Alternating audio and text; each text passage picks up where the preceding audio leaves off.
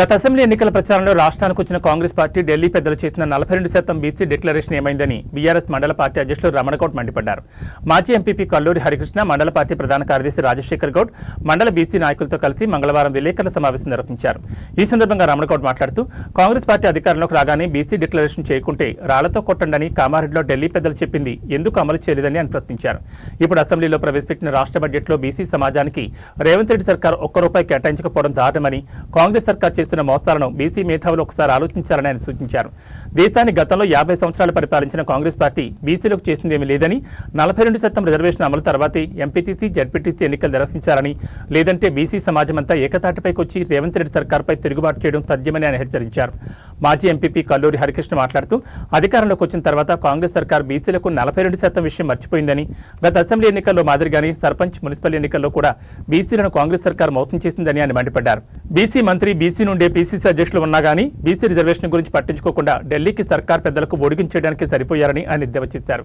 ఈ కార్యక్రమంలో శివంపేట సర్పంచ్ రాజీపేట వెంకటేశ్వర్, గూడూరు సర్పంచ్ బ్యాగర్ నర్సయ్య, మగ్దుంపూర్ సర్పంచ్ సోము కృష్ణవేణి అశోక్, మాజీ కోఆప్షన్ మెంబర్ లాయక్, మాజీ ఎంపీటీసీ ఆకుల శ్రీనివాస్, దశరథ, కుద్దేటి నరేందర్, కొడకంచి అశోక్ గౌడ్, కుంట లక్ష్మణ్, లక్ష్మీనారాయణ, ఉప సర్పంచ్ వెంకటేష్ గౌడ్, డీలర్ శేఖర్ గౌడ్, కత్తి శ్రీనివాస్, బీసీసీఎల్ అధ్యక్షులు శ్రీనివాస్ గౌడ్ తదితరులు పాల్గొన్నారు.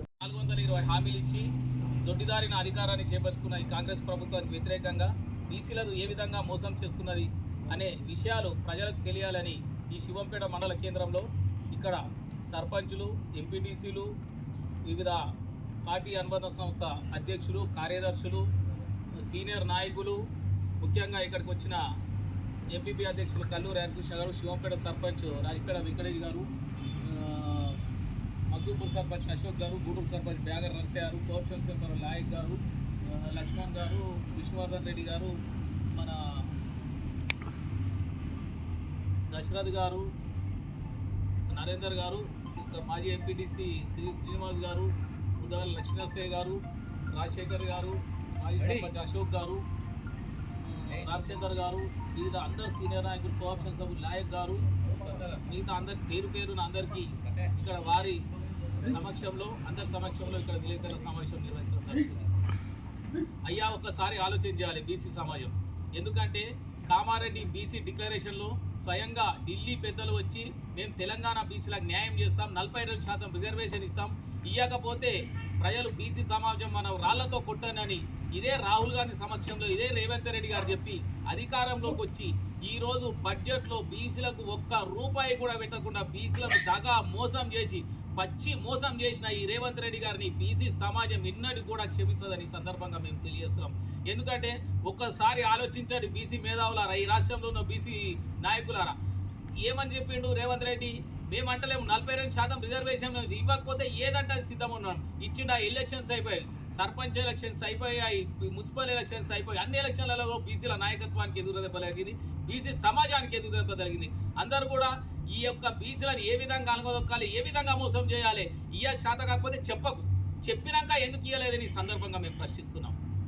ఒక్కసారి బీసీ డిక్లరేషన్ సందర్భంగా మేము ఇక్కడ చదివినిపిస్తాం. మా సుంతారెడ్డి నాయకత్వంలో వారు మాకు ఎన్ని విధాలైన ఈ నర్సాపూర్ నియోజకవర్గంలో వెనుకబడిన చాలా మంది ఉన్నారని ఎప్పటికప్పుడు మా సునీత లక్ష్మారెడ్డి గారు మాకు అందుబాటులో ఉంటూ బీసీ సమాజానికి ఏ విధంగా చేయాలి, మనం పదవిలో ఉన్నందుకు బీసీ సమాజానికి ఏ విధంగా చేయాలి, చైతన్యవంతమవుతుంది బీసీ సమాజం, ఇప్పటికైనా చేయకపోతే మా రాజకీయానికి అర్థం లేదని వారు మాకు దిశ నిర్దేశం చేసి ఈ విలేకరుల సమావేశం నిర్వహించండి. శివంపేట మండల ప్రజలందరికీ తెలవాలి ఈ ప్రభుత్వం, కాంగ్రెస్ ప్రభుత్వం ఏ విధంగా మోసం చేస్తుంది బీసీ సమాజాన్ని అని ఇవి చెప్పడం జరిగింది. వారు చెప్పిన విధంగా బీసీ డిక్లరేషన్